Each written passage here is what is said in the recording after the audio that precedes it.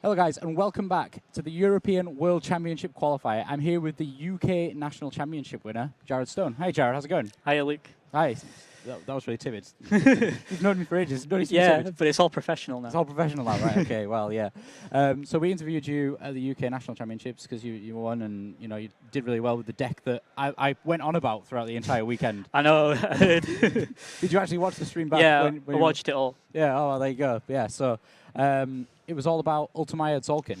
Yeah, definitely. So it's the way that I see it. I don't know whether it's going to be a good chance for you to tell me I'm wrong. That it was all about it being a much higher ceiling than the regular Exceed Monarch decks. That's definitely correct. At Nationals, going into it, I noticed everyone would go for consistency. So I felt having cards like Brilliant Fusion and Quick Draw, they might not be consistent, but if I draw any blowout card in the mirror match, then I'm pretty much just gonna power through whatever they throw at me. And it's really important in mirror to have the cards that allow you to get lucky and win, rather than just play for consistency and hope that they don't draw the better card. Yep. So yeah, we've heard Patrick Hoban say this before, that it's kind of and a lot of the US players, in all honesty, not just Patrick Hoban, kind of they take the attitude of I'm gonna take the attitude of, do I want to go to get to the top cut and do really well in Swiss and have a really consistent deck, or do I want to just go and just win the whole thing? Yeah, definitely. I think that depends on what a player wants. Do they want the credentials of consistently topping, or do they want to just risk it and go for gold, win the best prize? And for me, at Nationals, I literally couldn't make it here if I didn't win the prize to get here. I needed the flight, so for me, I was like, I have to go all the way and risk it, and it completely paid off. Yeah, it was such a cool story hearing you talk about that at the UK Nationals, actually. That you just tell us a little about your training regime. That's the one that goes along with the story. Well, for probably about 2 weeks prior to the event, I decided that I'd only have 3 or 4 hours sleep every day, and in the other time during midnight to 6 a.m. I just playtest. It was so when I feel tired, I'll be playtesting enough to play perfectly and not misplay at all.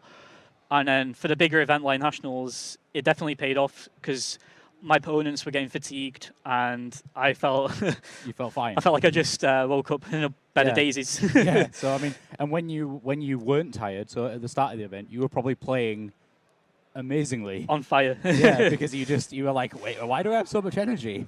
It was just a complete, because I didn't have the sleep until before the event. Waking up after that sleep was, I felt like I slept for 1,000 years. It was perfect. So it's not necessarily a strategy that I would advise or condone. In case you oversleep and miss the event. Well, yeah. It's a dangerous strategy, but obviously you looked after yourself during the time that you did it, and that's what it's about. Well, I grew a beard. That wasn't the best. I don't think I've ever seen you with a beard. I shaved it before I came. Right. So. Well, there you go. So you obviously got the flights and the accommodation here. How do you like the venue? Oh my God, it's the best venue I've ever seen. Everything, there's restaurants inside the hotel, which is also the venue. It is perfect. I walked in and I was like, are we at the right place? Yeah. I must admit, I got out of the taxi from the airport, and I just got here. We had loads of delays getting out of the country. I don't know if you had the same problem. And I walked in and I was just like, whoa. As soon as you walk in the door, there's 5 restaurants just laying out. And the fountain in the middle. Yeah, the big fountain. Big water feature thing going on. You just get really confused because there's just so much going on. It just hits you. Yeah, exactly. And I couldn't even find the reception desk. I tried about 3 or 4 times just asking various people. I was confused. I couldn't find it. And I mean, with the venue being in the hotel, if you really want to, you can go out to your room and have some rest between rounds. Yeah, it's so convenient. Yeah, I mean, so not for you so much. We've got the VIP area that our national champions get, so you're going to be able to go inside there throughout the day. Get some food and snacks and whatever. So that's quite good. Did you do any crazy training regimes for this event, or was it just standard kind of play with your friends and test a lot of different decks? I actually chose not to play test at all. I just chose to theory and watch every coverage from past events leading up to this event, especially the American Nationals. I stayed up just to watch it, and I found like not playing and just taking in what other people are using works better a lot of the time, because when you test with something, if you made the theory perfect, but then in testing you get biases, like Yeah, when I you see agree. something doesn't work, you think it doesn't work at all. You like notice it more than you would normally. Yeah, But yeah, it's definitely helped, and I feel more than ready for it. yeah, that's good. I mean, you probably got sick of seeing me watching all the coverage. I watched it multiple times actually. Wow. Okay. Really sick of seeing me. I mean, yeah. Well, I was watching the North American WSQ, and I was really weirded out. It was really late at night, and suddenly I appeared on the screen. I was like, I'm not in America. What's happening? Yeah, I saw. They were showing some of the replays on there of the UK nationals. Yeah. Actually. Well, it was a good event. I enjoyed Definitely. it. So, you know, which deck did you decide to play? Monarch. You're playing your Monarch Without deck. a doubt. Are you playing the same Monarch deck? Still with Quick Draw, still with Brilliant. It's very similar. With Zolkin as well? Yeah, with Sulkin, and I'm using Mega Zaborg in the main deck for Burning Abyss and Pendulum. And in Mirror Match, if you hit the Seraphonite with it going first, because you get to choose what you send, then they have dead Brilliant Fusions, and if they're playing Quick Draw, they've got dead Quick Draws because there's no Sulking. Wow. Yeah. If you hit all of those. Yeah, and like this Pendulum, you can hit face-up extra deck. Yep. So if you're going to get OTK'd, you just send them all.